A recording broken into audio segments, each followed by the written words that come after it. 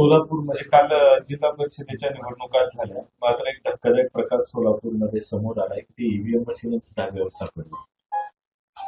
खरं ते खरंच धक्कादायक. ईव्हीएम मशीन धाब्यावर सापडणार तर याला कारण काय देणार? ईव्हीएम मशीन तर हँडल करत नसतात. ईव्हीएम मशीनला कोणतं तरी वाहन असतं, जनरली एसटी असते, किंवा एखाद्या ठिकाणी एखादं दुसरं वाहन शासकीय नसेल तर एखादा ऍक्वायर केलेलं, हायर केलेलं वाहन असतं. परंतु हे धाब्यावर ईव्हीएम मशीन कसं, हा प्रश्न आहे. खरं तर ईव्हीएम वर वारंवार अशा पद्धतीनं शंका निर्माण होते आणि याच्यात निवडणूक आयोग स्पष्टपणे दिसतोय की सत्ताधारी पक्षाला काहीतरी काळं करून मदत करतो. काल सत्ताधारी रामदास कदम स्वतः बिलकुल मी त्याच्यावर बोललेलो आहे की बऱ्याच दिवसांना रामदास भाई कदम खरं आणि बरोबर बोलले नाही तर ते काही बोलत असतात. परंतु ईव्हीएम विषयी त्यांनी जे मत व्यक्त केलं ते खरं तर योग्य मत आहे. परंतु त्यांचा पक्ष सत्तेत आहे, त्यांनी त्यांचा जो मोठा त्यांचा आता सहकारी आहे भाजप, त्याला तशी सूचना केली पाहिजे. काल दुसरा एक प्रकार समोर आला, तो म्हणजे आपल्या पैठण तालुक्यामध्ये विलास भुमरे त्यांच्या छोट्या मुलाला त्या मतदान कक्षापर्यंत घेऊन गेले आणि त्यातून दिवसभर टीकेची झोड पाहायला मिळाली. मला असं वाटतं लहान मूल येते, त्याच्यावर टीका टिप्पणी करणं योग्य होणार नाही. मी काय ते विरोधी पक्षाचे म्हणून मी टीका नाही करणार. लहान मुलं कधी कधी हट्ट धरत असतात, बाबा मला घेऊन चला, मला शाही लावा, तसा अँगलनी नेला असेल. पण मला असं वाटतं, भले माझ्या उद्या टीका होऊ द्या, फार याच्यावर टीकेला टीका उत्तर देऊ नये असं माझं तरी मत. ते लहान मूल आहे, पण तुम्ही लोकप्रतिनिधी आहात, आमदार आहात आणि तुम्हाला देखील कोणी हट्ट केला, पण तो हट्ट कसा पुरवायचा? ती निवडणूक आहे की मग पोरखेळ, असा प्रश्न तर उपस्थित होतोच. मग ते निवडणूक अधिकारी जबाबदारी आहे, ती काय विलास भुमरेंची थोडी जबाबदारी आहे. ती जबाबदारी निवडणूक अधिकाऱ्यांची आहे, विलास भुमरेंची नाही, असं माझं स्पष्ट मत आहे. टार्गेट करायचं तर निवडणूक अधिकाऱ्यांना केलं पाहिजे, यंत्रणेला केलं पाहिजे. विलास भुमरे टार्गेट काय करण्याचं कारण? हा, तोच प्रश्न येतो. उद्या मी आहे, मला एखादं म्हटलं चल माझ्याबरोबर माणूस, त्याला कसं काय अलाउड करणार निवडणूक अधिकारी? त्याच्यामुळं तिथला निवडणूक अधिकारी मेन याच्यात कल्प्रिट आहे. विलास भुमरेवर टीका टिप्पणी करण्यात काय अर्थ? बिलकुल 100% आहे. निवडणूक कर्मचाऱ्याचीच चूक आहे त्याच्यात. विलास भुमरेंची काही चूक असणं असं मी बिलकुल मानत नाही. मोहन भागवत यांचं एक वक्तव्य आहे, सरसंघ चालक पदावर हिंदू असेल, मग तो एससी असू द्या किंवा एसटीचा पण असू शकतो. राष्ट्रीय स्वयंसेवक संघ हिंदूंसाठी असणारी संघटना आहे, त्यामुळे हिंदूच होणार. त्याच्यात काय नवीन? हिंदूंची व्याख्या व्यापक आहे आपल्या हिंदुस्थानामध्ये, त्यामुळे सरसंघ चालकांचं मत योग्यच आहे. मोहन भागवत असंही म्हणतात की संघाचे स्वयंसेवक राजकारण करत आहेत, मात्र हा संघ राजकीय पक्ष हे तर सत्य आहे, संघ हा राजकीय पक्ष नाही. पण संघाचे स्वयंसेवक राजकीय पक्षाचा प्रचार करतात, हे तर अतिशय सत्य आहे. हे लपवून झाकून ठेवण्याची गरज नाही. संघ राजकीय संघटनेने हे 100% मान्य आहे. पण संघाचे स्वयंसेवक राजकीय पक्षाचा प्रचार करतात. संघाच्या शाखेवर राजकीय पक्षाला कोणत्या मतदान करायचं सांगितलं जातं, हे तर कबूल केलं पाहिजे. उगाच काय त्याला ना कबूल का करायचं? संघाच्या एका कार्यक्रमात सलमान खानची उपस्थिती होती, मोहन भागवत बोलत होते आणि सलमान खान शांततेने तिथे ऐकत होते. तर संघाच्या कार्यक्रमात कोणी जाऊ नये किंवा सलमानने जाऊ नये असं म्हणण्याला काहीच अर्थ नाही. सलमान या देशाचा नागरिक आहे. सगळ्या नागरिकांना अशा संघटना, विशेषतः संघासारख्या संघटना बोलवत असतात.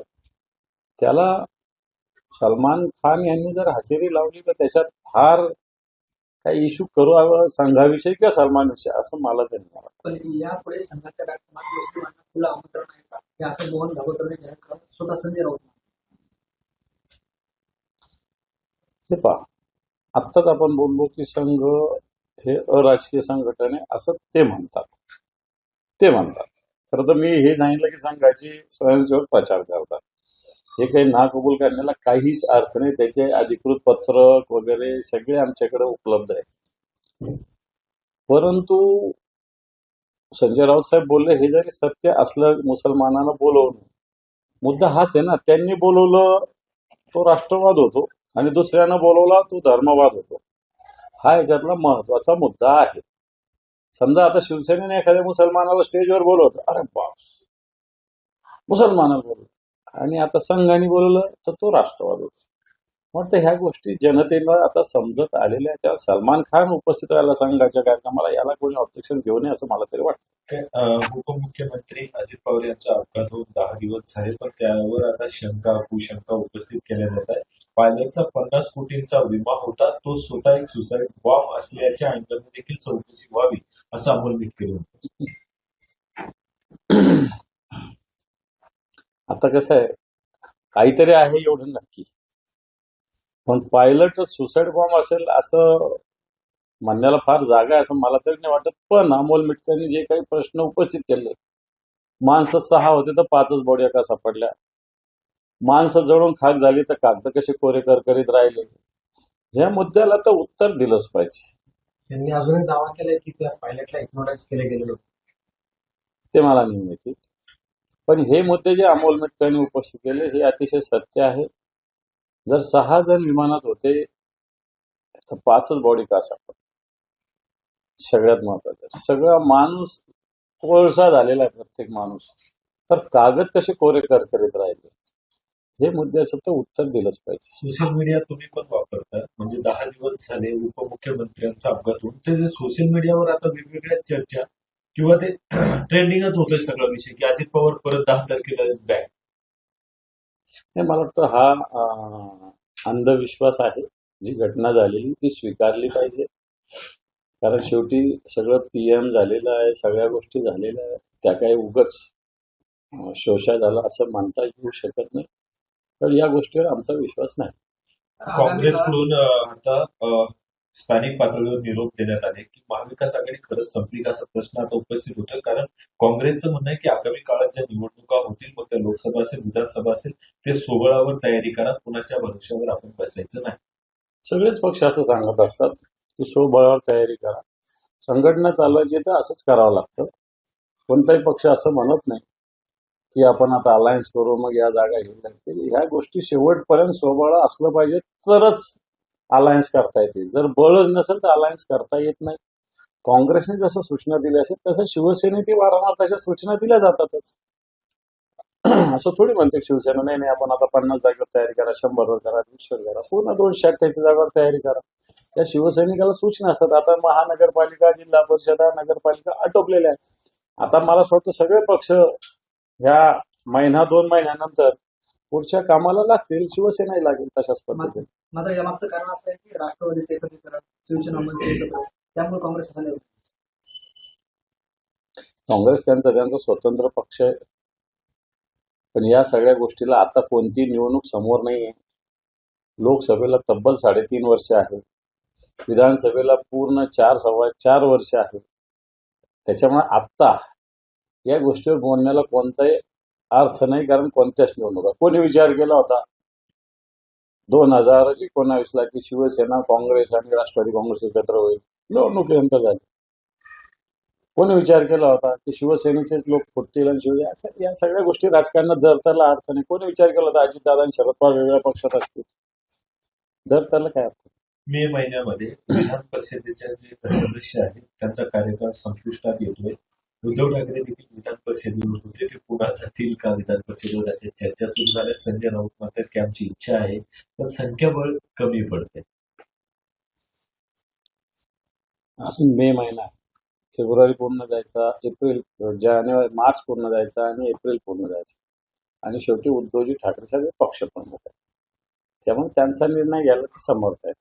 पण तुम्ही नेते म्हणून काय इच्छा आहे? त्यांनी जावं असलं पाहिजे ना, नसायला काय तर असलं पाहिजे उद्धवजी सगळ्या ठिकाणी. शरद पवार राज्याकडे संख्या बळाण्याचं संजय राऊत मात्र हर्षवर्धन सपकाळ समजत की महाविकास आघाडीच्या बैठकीत तेव्हा संजय राऊत साहेबांनी शिवसेनेची भूमिका व्यक्त केलेली आहे. त्याच्यामुळं संजय राऊत साहेबांची भूमिका योग्य आणि हर्षवर्धन सपकाळांची भूमिका योग्य. शेवटी शिवसेना पक्षाची कार्यपद्धती वेगळी आहे, काँग्रेसची कार्यपद्धती वेगळी. काँग्रेसचं काय हर्षवर्धन सपकाळ लगेच निर्णय घेऊ शकतात अशातला काही भाग नाही. त्यांनाही त्यांच्या केंद्राकडे या सगळ्या गोष्टी सुचवाव्या लागतात, कराव्या लागतात, करून घ्याव्या लागतात. त्याच्यामुळे त्यांची भूमिका योग्य आहे. सलीम देशमुख यांची याचिका कोर्टाने फेटाळली. मनी लॉन्ड्रिंग प्रकरणी तुम्ही पुणे रद्द करावी ही त्यांची मागणी आहे याचिकेत. ठीक आहे ना, चौकशी तर त्याची होतेच ना. एखादा एफ आय आर फेटाळला म्हणून काय पडतं.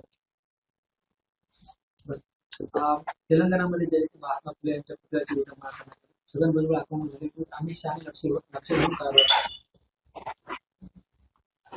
तेलंगणामध्ये जिथं कुठं घटना घडली असेल अशी महात्मा ज्योतिबा फुलेंच्या पुतळ्याची म्हणा कशाची पण विटंबना होण्याची चूक आहे कुठेही या देशामध्ये का जगात. म्हणजे त्याच्यासाठी एक तर छगन भुजबळांनीच आक्रमक झालं म्हणजे अशातला भाग. महात्मा फुले आपल्या या महाराष्ट्राची नव्हे देशाची अस्मिता आहे. त्यामुळे अशा पद्धतीनं जे कोणतं सरकार तिथे असेल त्यांनी चौकशी केली पाहिजे. जे काही दोषी त्याच्यावर ताबडतोब कारवाई केली पाहिजे. पण छगन भुजबळांनी कोश्यारींनी ज्या पद्धतीनं महात्मा ज्योतिबा फुले यांचा अपमान केला होता त्याच्यावरही तेवढंच आक्रमक झालं पाहिजे असं मला तरी वाटतं. पंतप्रधान मोदींनी अमेरिकेचे राष्ट्राध्यक्ष डोनाल्ड ट्रम्प यांच्यासमोर बोलणे टेकवले असं बांधू शकेल. काय चूक आहे. भारत अमेरिका जो व्यापार करायला तो बघा. अमेरिकेवर 0% टेरिफ आणि भारतावर 17% टेरिफ. याच्यातून भारतातला शेतकरी पूर्णपणे देशोधडीला लागणार आहे. खरं तर काही गोष्टी ज्या आंतरराष्ट्रीय राजकारणाच्या आहे त्याच्यामुळे जे राजू शेट्टी बोलले गुडघे टेकले सत्य आहे.